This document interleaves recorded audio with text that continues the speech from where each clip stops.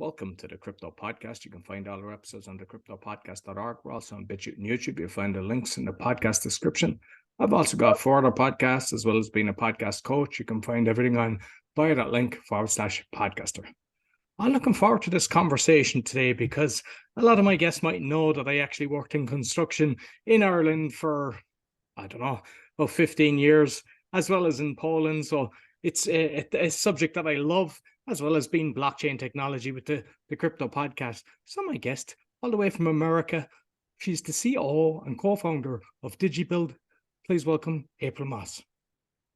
Welcome, and thanks for having me on, Roy. Yeah, no problem. So, we know that you're the CEO and co-founder, but you might just let the listeners know a little bit more about April. Yeah, you bet. So I co-founded Digibuild about 4 years ago with Rob Salvador, who's the CEO. He grew up in construction, had his own construction business with his dad. And my career path with Rob was that he worked for me when I was at Procter & Gamble. And years later, he said, hey, you want to come start found a company with me? And just because I have an interest in new business development, my entire career, I worked 21 years at Procter & Gamble in different various roles, product supplies, logistics, worked with building out sales teams. And then I worked for Starbucks. Someone might know them, big retailer out there as well, building out their first ever sales organization. And then I've since then been about another, oh my goodness, at least 17 other teams. So that's why Rob had me coming over to help build Digibuild. Yeah, brilliant. And I think because having kind of looked at your own career, because I've done a lot of real estate myself, and like working with Procter & Gamble that you've done and everything, I think all the experience that you've done is ideal for what you've got. So you might kind of just go into the different, I'm not sure what the real estate, was it just selling, or did you actually work on stuff that was under construction as well and under build? Yeah. But I know Coldwell Banker, they're a big international organization. Yeah. Yeah, so early on in my career, before I started with Procter & Gamble, I worked for a real estate company out of Gundaker Realtors. They're part of Coldwell Banker out of the Midwest, and did that for several years. Really enjoyed it. My husband, however, was in the military, so it wasn't an ideal career for me to do because it was difficult to move around. I also worked for Construction Specifications Institute out of DC while we were there. Really, gave me that love again for construction and for real estate. My dad was in real estate when I was younger, so that's kind of the connection with Rob and I as well. And he loved what he did. He was very good at it. My story is probably not as exciting, and it's pretty sad compared to most in the construction industry.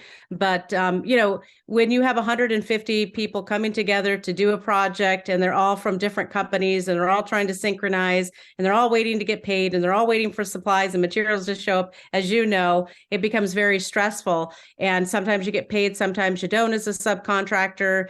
And there's just lots of legalities and arbitration that goes on. And that wore on him after a while. And when I was 9, he ended up committing suicide. And part of that was because he couldn't provide for his family on a regular basis. So my passion behind Digibuild and with Rob is that we're building an ecosystem where it doesn't matter where you are in the globe, doesn't matter how big or small your company is, our product, which is a bid order track supply chain management software for construction, can benefit anybody within the ecosystem. So we're very proud of that because we feel like even the smaller guys could get on and get exposure to larger companies and have access and accessibility to those. So that's kind of my passion behind what we're doing today. No, I love it. And with your father, it's a very young age to lose your father, but I know it's a very tough industry because I was very close with a lot of tradespeople and everything. And it's like, there's a lot of alcoholics in the stuff. There's a lot of different problems in that industry, but I know the big boys, big construction companies, they don't pay the small boys because they know they can't fight them in court, and they can actually, they use delay tactics and everything so that they're empty. And it's just a big game to them. And that's massive. And it seems to be an international thing. It is. And what's really cool about you and crypto and why I loved getting on your podcast is our software. We use artificial intelligence to go out and find suppliers all over the globe. Doesn't matter where you're at, we can get a supplier for you. We're saving anybody between 10 and 15 to 20% just on bids because we can bid products, 10, 15 different sources where most are an average of 3. The other cool thing is that we're built on blockchain. So we have that Hyperledger fabric. We have a partnership with IBM where we built our product on blockchain for that transparency in construction.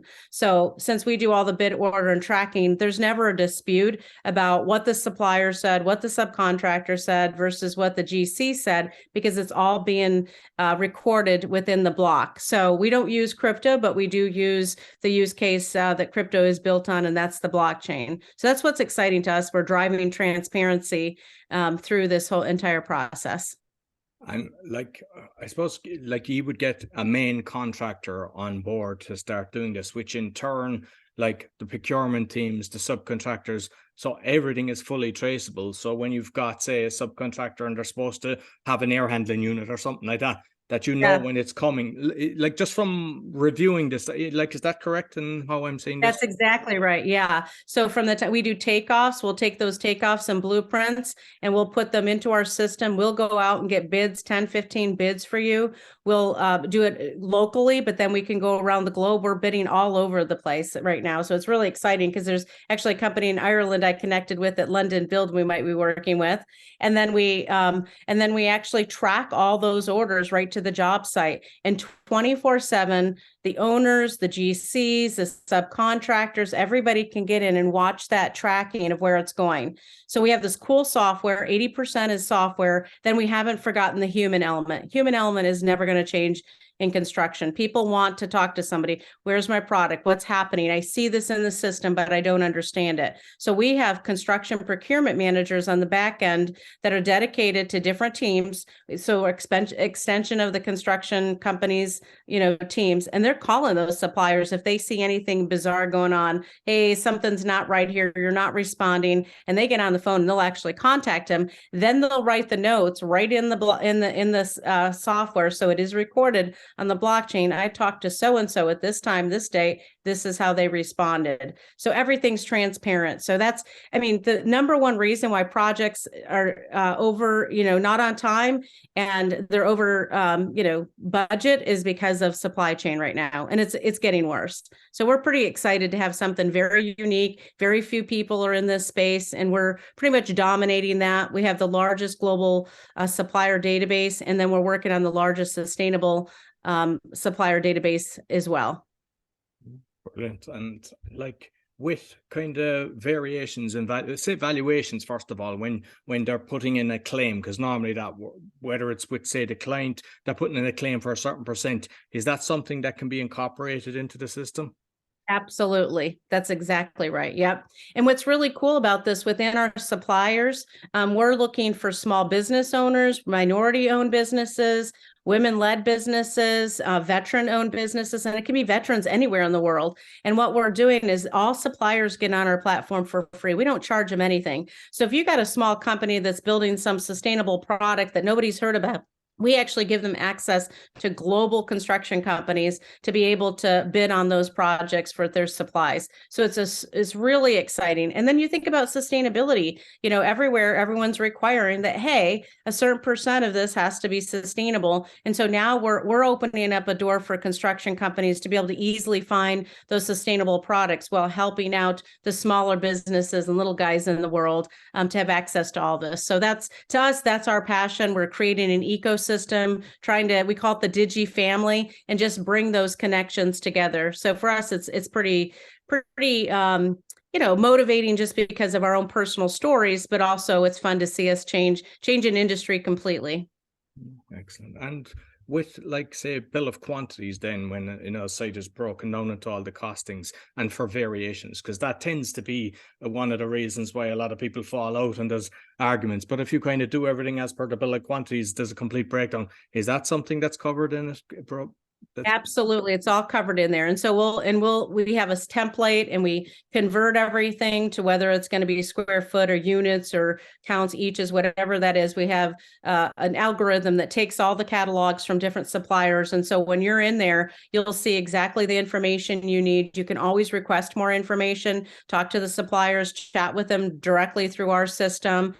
So that's really cool that we have all that pricing. We also do predictive analytics, and the predictive analytics says, hey, let's upload your project timeline and make sure that you're getting the bids in on time and ordering things on time based on what's available out there. So like switch gears right now, at some places you're up to 65 weeks before you can get a switch gear, which is insane. Cabinets, 4 to 6 months. It used to be even further out. So what we do is we not only do we have it, hey, based on your schedule, this is what you want to do. We have the opportunity to let people see, hey, I don't care about what it costs. It's more about the timing and getting this source. So I'll pay a higher price, and they can determine that to get this switch gear here, 2 months earlier or whatever that looks like, right? So there's lots of options, and there are different people choose different suppliers for different reasons for their projects. It's nice having all of it in one place where they can just sort through, and they can look at as many suppliers as they want, right?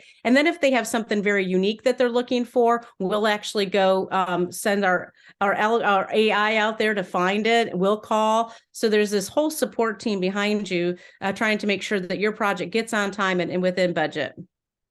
And I don't know, is this an international thing, but I know that in Ireland, you'd have a thing called the price variation clause. So normally it was happening with government jobs, but if it was done over kind of like a 2-year period, that you were accounting for inflation and wage increases and everything during that time. But obviously there can be setbacks, and it's is that anything, or maybe it's an Irish thing, but is that something that... We do have that it depends on the contract, right? So sometimes they'll sign that up. Most suppliers won't do that. They have, hey, this is the bid and this is where it expires. You can do special programs or deals with them. So on the private side, on the government side, they do have a little bit more restrictions. And again, it depends on what the project is and where it's located in the US, because every municipality, sometimes when you get into New York, has different standards and different timelines and different requirements. So the government does require a little bit more of that than you would on the private side sector. And I'm not sure if this actually will solve a problem, but there is a lot of fraud in this industry with kickbacks and everything. And by having full traceability, like somebody can see from other projects that, hey, there's something not adding up here. I mean, I've seen that a lot happening over the years. And would I be correct in actually assuming that? Absolutely. Yeah, absolutely. And so what's happening here is a lot of time we're like, oh, GC bad guy, but they're really, they're trying to do their business, and it's this ecosystem that's been created over so much time, and everybody's just in it, right? And they're all running like little hamsters on a wheel, and they can't jump off. We're hoping to be a jump off point for everybody in the industry. So even for subcontractors, a lot of the time they're marking up when they're going out and getting their bids, they're marking it up 20-30% and charging the GC for that, right? So now there's going to be, even the GCs won't see the pricing that the subcontractors are going to be providing them. But what it is driving is that transparency, where some of the GCs are saying, you know what, sub, we'll go ahead because we can bulk order, we can save a lot more money, margins. We're going to go ahead and order it, and we're just going to have you actually do the work, right? So there's a lot of this going back and forth of like, hey, yes, you want to, subs are doing it because they're trying to protect themselves. Like you said, they don't have the funds or the monies to go, to arbitration or pay for lawyers to help them get out of something. So they're just trying to cushion themselves to make sure that they have what they need. And then they're usually the ones where if something's late, that it doesn't matter, they still have to deliver their product, their services, and so they're trying to cushion it. So we're trying to break that. This is just one little piece of what we're trying to break down in the industry, to bring those organizations and groups together so that everybody's is a little bit more fair and equitable. Yeah, very good. And like on another side, then kind of protecting, say, the contractor or an organization, sometimes they'll have competitive advantage because of the suppliers they're using, and they don't want people to know where they're getting it from. Is that, or is everything just on full display? You can Yeah, they do that quite a bit, but what we're finding, like we've had people come to us and say, GC say, oh, well, we've got our suppliers and they're giving us the best deal. And we're like, okay, just don't tell us who your supplier is. Tell us what they bidded you, right? What the bid was. And we'll take that and go out and show them within our system within, minutes and show them that, you're really not getting the best price. Maybe you're getting it delivered on time and that's more important for you. But I just provided 10 more bids that show you that you're really not getting the best deal. So, and we also bring those suppliers on because some government contracts, some big GCs, they actually require that you're going to go work with this company because we have a deal with them, right? And so we just bring those. There's still a huge benefit of just bringing your suppliers on board. We add them to our system. Suppliers love it because all of a sudden now they get to bid on more projects. So, and they get on for free into the system. So they get on and they're willing partners with us to do all this so that the tracking's there. And it's just more transparent. So we really haven't had any pushback out of the hundreds and hundreds of suppliers that I've talked to, thousands now of suppliers over the last year. I've only had one company say they did not want to be on our system because they absolutely could not believe they were getting it for free. It was crazy. I was like, okay, but you are. I can give you references, but one out of thousands and thousands, we're good. We're okay with that. Oh, brilliant. And like one of the things that happens on construction projects is somebody will give you a competitive price and they'll give you the delivery dates that you're looking for, say 2 weeks, and it turns out to be 6 weeks. So I'm assuming with your system, that's flagged so that because that's a major problem. It can have a knock-on effect, and which in turn leads to litigation then. Yeah. So what we have is we have a bunch of sequences of notifications. So as you get closer to when that product's supposed to be ordered, we notify everybody in the ecosystem. This has to be ordered. So it goes out to everybody, sees it, whoever's part of that ecosystem, right? Even the suppliers, hey, this has to be ordered. So then the contractors go in, they order their product. And then as it gets closer to the delivery date, we have multiple notifications. And if we're not seeing a response from the supplier, we're on the phone with them, figuring it out. And if it's getting closer and they're playing games with us, right, we're not sure. So suppliers do that too, right?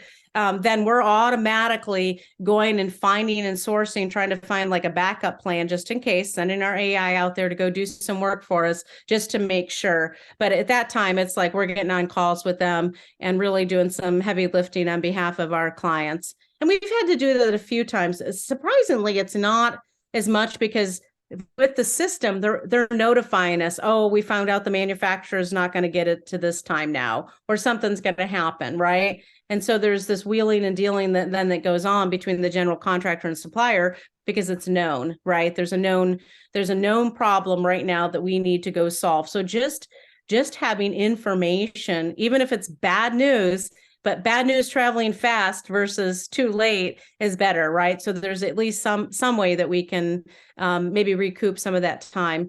But we're also finding where we're trying to collaborate with groups of people to actually buy bulk and then store it somewhere and warehouse it. So people were just in time delivery. Those days are gone. If you're still trying to operate on that, that's a mistake. And people are still doing that and they're causing their own issues. So it's like they want this just in time and they don't want to put out the money. I get it, understand it, but they're actually hurting themselves longer term. So we're trying to work and collaborate with different areas within the US where we have some warehousing. We're even providing, collaborating with other companies that'll come in and do FF&E for hospitality, because we're across hospitality, life sciences, government, oil, gas and oil, railroads. It doesn't matter. We can do a general construction, institutional. We're doing all of it because it's just a matter of going and finding stuff.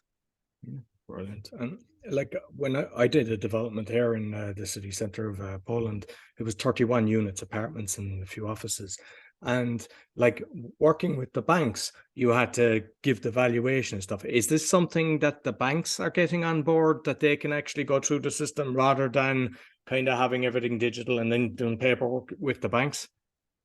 That's interesting. We haven't done that yet, but we are finding pre-construction. So that, I mean, developers. So to your point, like owners and developers who are funding all this, they are very interested in forcing the GCs and everybody to use Digiprocure. And the reason they're doing that is because they want visibility and they're spending this money and they're the one that's going to pay the price, right? So from that standpoint, those are coming in as owners are absolutely really supportive of what we're doing and actually mandating it to anybody that wants to be part of their project. From a banking standpoint, what's interesting is because we're a Y Combinator backed company, we've talked to thousands of investors across the globe. We're connected with lots of banks. We actually are helping companies fund their projects now. So like we have one company that's got 10 hotels they want to build out. The bank pulled out, got nervous, scared, it was in hospitality and they're like, oh, and it was,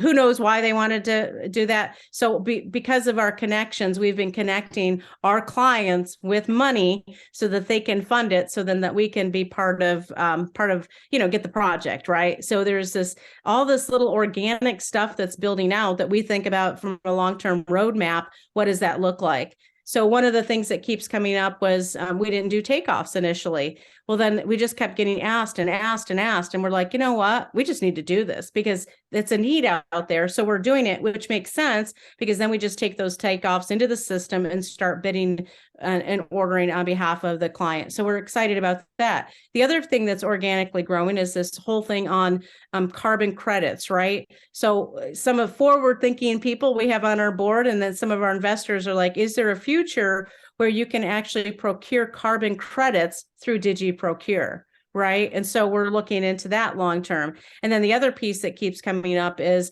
can we procure labor? Because labor is a major, major issue right now. And we're looking into what that looks like. Sometimes that's just naturally happening. Like if you think about tile, usually you're procuring the materials and you have the installers right there. So we're creating this credit and reputation kind of thing for not only suppliers. Did the suppliers do what they say they're going to do? Was it on time? Did they communicate? There's like the score we're using. And then even for those doing the labor with it, that would be part of it. So I'm very excited about the future and where we could go. But I think that's a great question, is how we tie that all in together into the ecosystem. Like that's something that I hope you really nail down, because lots of people, even when they're building their own house, they put their full investment into this.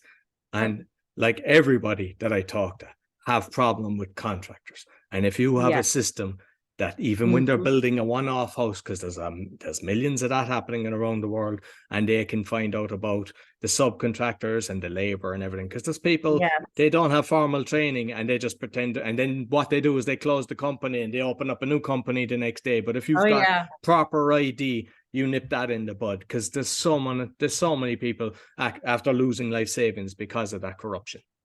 Absolutely. That's exactly right. Yep. So we're trying to help a little bit in that system. And that's what causes that stress, right? Think about the stress that goes on small subcontractors, business, homeowners. This industry is absolutely brutal. No, brilliant. And just curious with, say, if it's, it can be any kind of development, but if it was real estate, because I know that some organizations, they build and they give it to one realtor, but others it's like an open, that whoever's on the AMS system or whatever system that there is it possible that even the sales are actually logged, so that it just prevents, because there's a lot of admin errors in actually saying who sold what and whatever, whereas if it's on the system, once a contract is signed.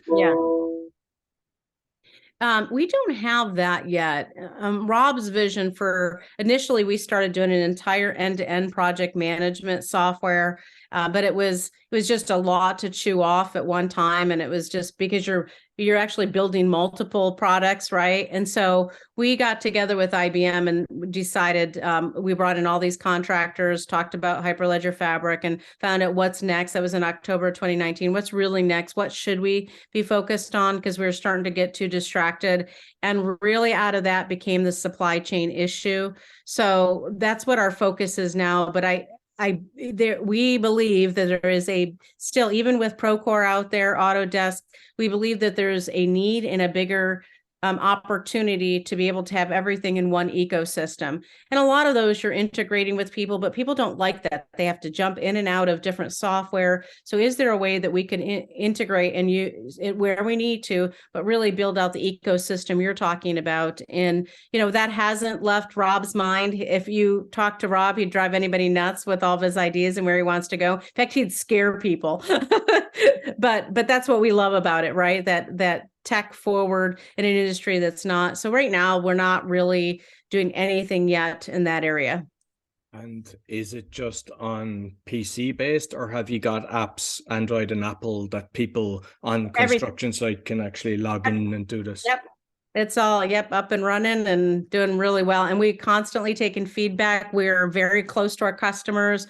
This software has been built by builders for builders. And I know a lot of people take that and say, oh, our software does this, but they are so into it. Almost all of our investors at Digibuild are from the industry, which is super exciting, because they're using the product. So that's even more exciting because they get to say, well, we don't like this, or could you add this, or what's the next roadmap? So sometimes that can be overwhelming, your investors trying to explain, but they're very respectful in letting us do what we need to do to be successful. So I think that's really cool. And like when somebody is updating something or making notes, is there a voice option as well, or is everything to be typed? Everything's typed right now, but we did actually get that feedback of could I speak and get in there. The problem with that is, Siri, have you ever done a text and talked to Siri on your iPhone? It doesn't understand my accent. And it doesn't understand the only time it worked is I said, Jesus, will you listen to me? And it gave me 3 options for Jesus. well, she doesn't like me because I'm always yelling at her. So it's, I think I got banned or something. She won't type anything, but that's a big joke with all my friends and all the employees. They're like, that was April's text. We kind of know what she means. So that's what we worry about is you've got to really have a good voice recognition. And because we're global and different languages, that's the other piece we're trying to figure out is taking some of those softwares out there and converting, and how do different companies, like we're working to expand into the UAE. We're looking at the UK area. So there's lots of things happening right now, and just we're walking through everything right now, doing some pilot tests globally. So suppliers, I think with the UK it's tricky with everybody because of the Brexit thing. It's like, it was so easy before, even with Ireland, because they do so much trade with the UK. So, I think it's now Ireland is really coming together. I mean, the stuff I'm reading, like you guys are really collaborating in Ireland, just because you have to now, right? There's just a lot of things happening even there. Your ecosystem's changing pretty big because of that Brexit. Yeah, no, definitely. So because it seems you mainly would be the general contractor would be the main client as such, because if you're bringing in the suppliers and they don't have to pay, they just come in. But I presume like subcontractors as well would be part of your client, because a lot of subcontractors are massive. We would have done jobs like Johnson & Johnson, and with the ducting contractor alone could be over $1 million. So we work with large subcontractors, and when GCs. So the real cool about our pricing model is there's no you can have how many users you want. Most subscriptions are like, oh, you get 3 users or 5 users. We don't play the user game. Just because of construction, if a contractor is saying, hey, I want my subs to go bid this stuff, well, we're like, great, however many subs. So we charge a flat fee of $500 a month while you're not procuring. And then we charge between 3 and 5% of procurement. And then as it gets to a higher level, then it comes down. And usually we save everybody between 10 to 20% on their bids. So it's a win-win. Even if you only, save 5%, you're paying 5%, but you save 10%, you're still saving. And those margins, even if it's only 1% margin, that's hard to come by, to be able to get. And then to have the ease of someone else, we saved. So one contract with a Marriott in Atlanta, Georgia, it was an 80,000 square foot location. We saved them close to $800,000 just on their bidding. and 600 hours in their labor time. And they supplied those numbers to us for the labor. So we were able to benchmark based on what they normally get, based on averages, the RS means of what, normally is out there in their particular market. And we were able to show them how much we save them. And every month we give our customers that reporting so that they see what benefit they're getting. It is a win-win for everybody. We're trying to, it's percent of procurement. Like I know some other companies, bigger companies, charge percent of project. Well, for us, it's like, no, we're in procurement. We're just going to charge for procurement. And it's been incredibly receptive. Then that $500 a month that you've been paying just to keep you in the loop and keep things rolling until you actually have to procure, all those $500 gets rolled into your procurement, taken off at that end. So it's a sweet deal. It's a win-win for us and for anybody that wants to be part of the ecosystem. And just on the kind of back end then, does it all go on blockchain technology that it can be seen anywhere, or is it just on your system alone and it can't be seen elsewhere? Yeah, it's on our system now. We're still building out the blockchain. We've got the hashes. We're working on, because we're still developing the product and looking at different features, we did not build out the entire blockchain. So right now we've got all the ledger, all those pieces in place, and we're building out the next phase of that. So right now it's not distributed to everybody yet with the nodes, but we'll get there. Well, listen, April, thoroughly enjoyed this conversation because it's something close to my heart, and I definitely have to get you back as you advance, because I mean, this is, it's changing constantly. It's just changing constantly, but I love what you're doing because it's badly needed. So you might let the listeners know where they can find you. Well, great. And when we go to announce we're going global in our first opening, I'd love to be able to announce it on your podcast. So it's if you want to contact me, April Moss at Digibuild in LinkedIn, or you can just do info@digibuild.com. Perfect. I'll make sure I put the links both on the audio and the video. Thank you very much, April. Thank you. So that's all for the Crypto Podcast. You'll find all our episodes on the cryptopodcast.org. As mentioned, we're on BitChute and YouTube, and you'll find my further podcasts along with my coaching bio.link/podcaster. Until next week, take care.